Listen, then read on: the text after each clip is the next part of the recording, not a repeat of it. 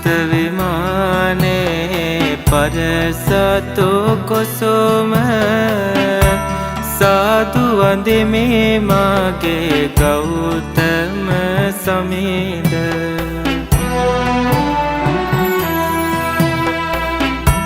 සසර ගමන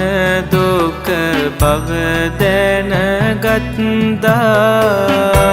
සසර පුරා පතිනිය හැරදා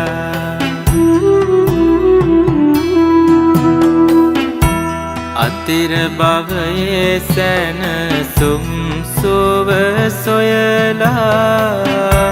සමිඳු නිත්මුණා ඇසල පෝ